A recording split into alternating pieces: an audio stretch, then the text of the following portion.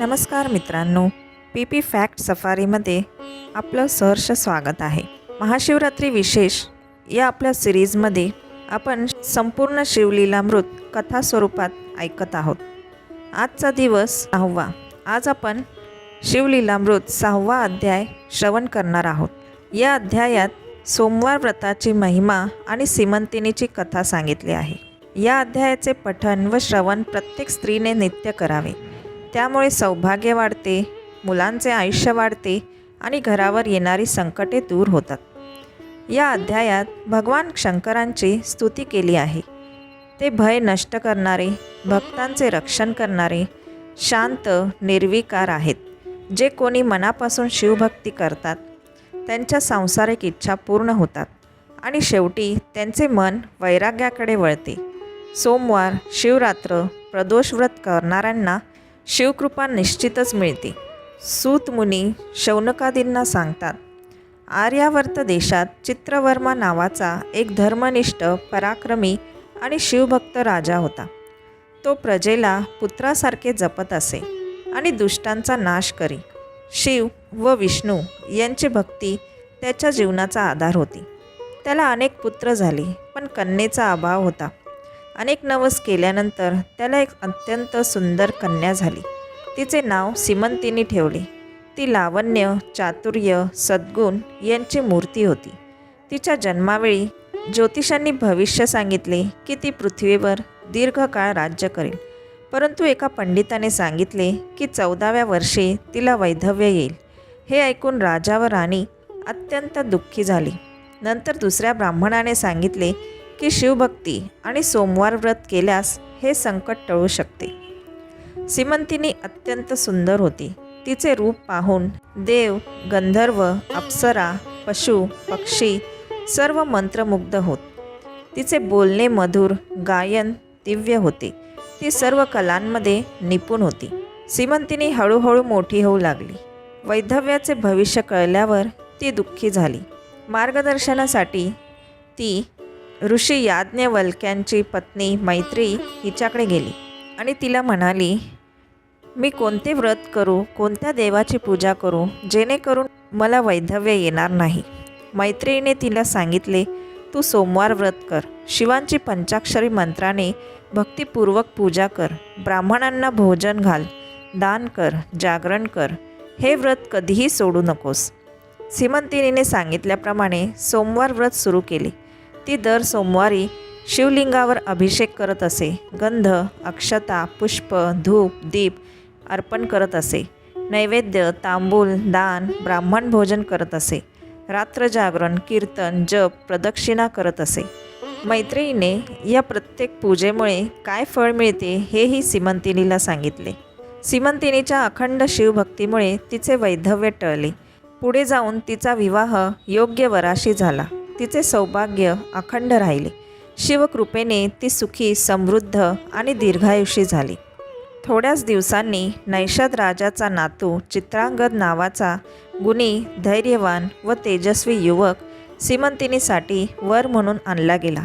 मोठ्या थाटामाटात सीमंतिनीचा विवाह चित्रांगदाशी झाला.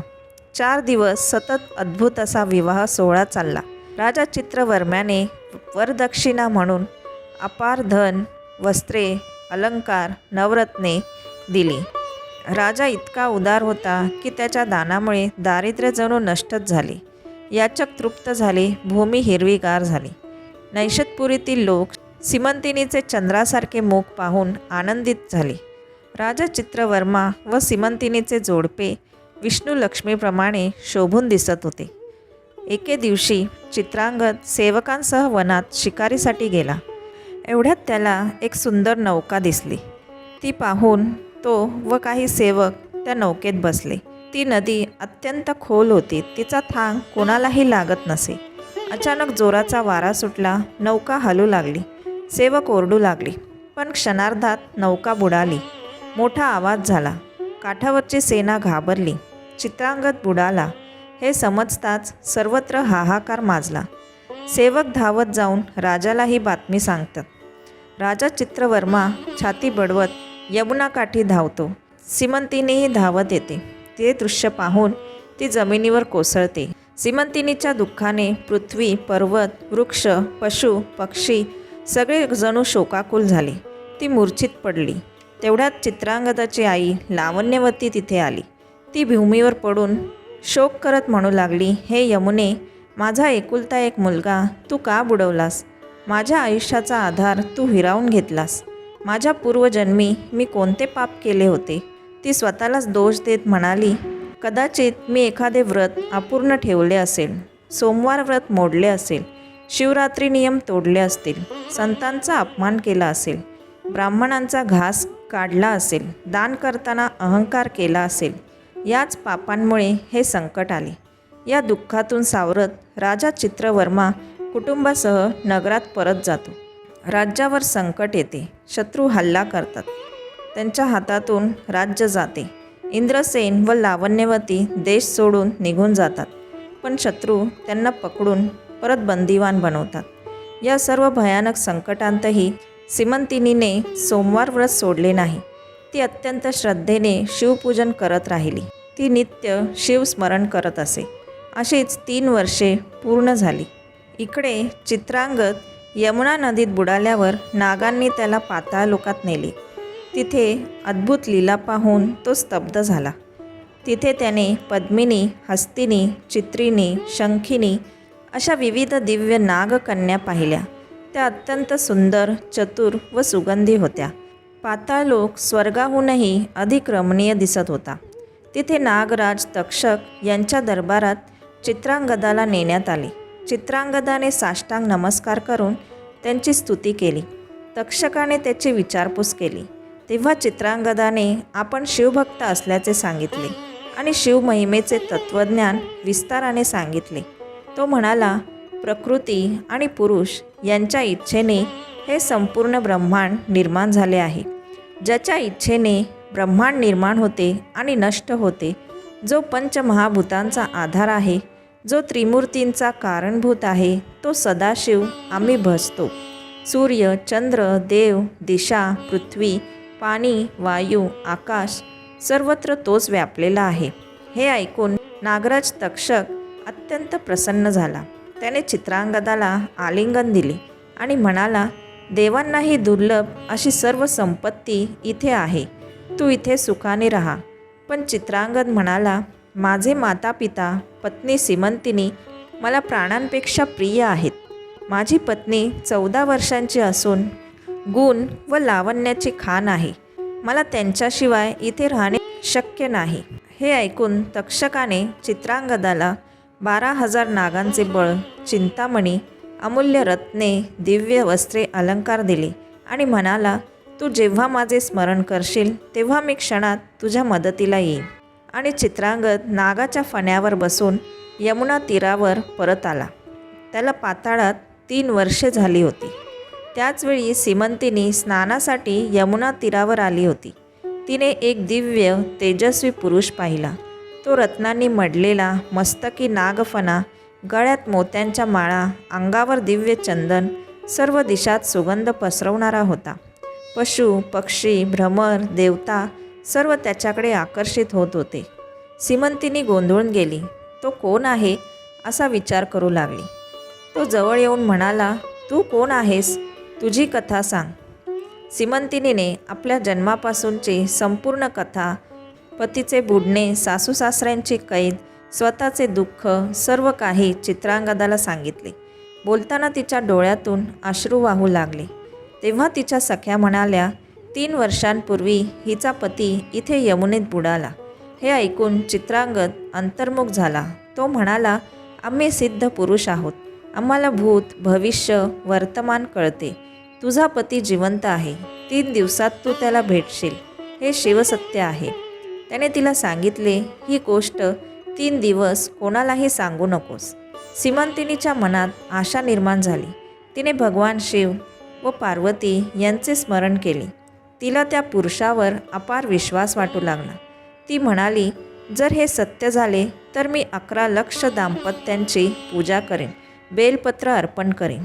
तो म्हणाला, आता मी तुझ्या सासू सासऱ्यांना त्यांचा मुलगा जिवंत असल्याची शुभवार्ता देऊन येतो. असे म्हणून तो निघून गेला. सीमंतिनीच्या सख्या तिला म्हणाल्या, असा कोण पुरुष आहे जो तुझा हात धरून इतके मोठे वचन देतो? पण सीमंतिनी शांत राहिली. तिच्या मुखावर पुन्हा सौभाग्याची प्रभा दिसू लागली. ती घरी गेली, पण मनात आशेचा दीप उजळलेला होता. पण ती कोणाशीच काही बोलली नाही. इकडे चित्रांगद नागाच्या वेगाने येऊन नगराबाहेरील उपवनात उतरला. त्याने मनुष्यवेश धारण केला आणि शत्रूंना सांगितले, मी चित्रांगद आहे. माझ्यासोबत 12,000 नागांचे बळ आहे. आता तुम्ही कसे वाचाल? हे ऐकताच शत्रू भयभीत झाले.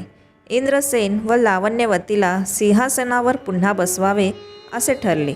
नागराजाने जाऊन माता पित्यांना सर्व हकीकत सांगितली. त्यांना अपार आनंद झाला. शत्रू शरण आले, हात जोडून क्षमा मागू लागले. इंद्रसेन सर्व सैन्य घेऊन चित्रांगदाच्या भेटीस निघाला.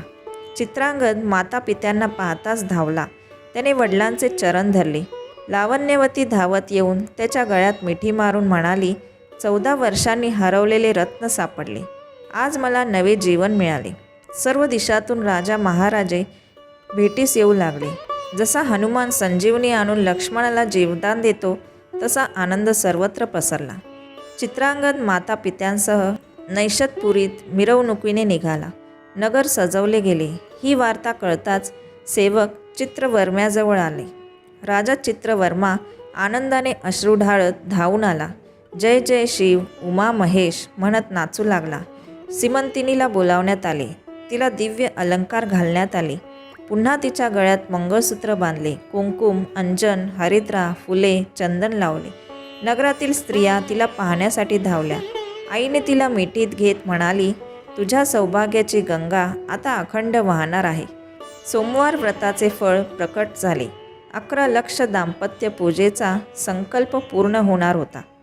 चित्रांगद माता पित्यांसह नगरात आला. सासऱ्याने जावयाला मिठी मारली.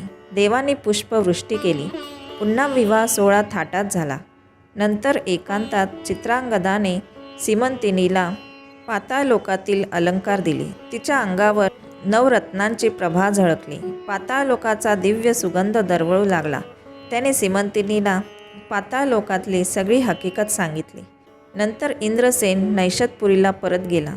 सर्व राजांनी चित्रांगदाला छत्र दिले आणि राज्यभार सोपवला. इंद्रसेन वनात जाऊन तपश्चर्या करू लागला आणि शिवभक्तीने शिवपद प्राप्त केले. सीमंतिनीला 8 पुत्र झाले. चित्रांगदाने 10,000 वर्षे निर्विघ्न राज्य केले. तो न्यायप्रिय धर्मनिष्ठ राजा होता. सीमंतिनी सोमवार व्रत, शिवरात्र, प्रदोष व्रत अखंडपणे करत राहिली. तिची कीर्ती सर्वत्र पसरली.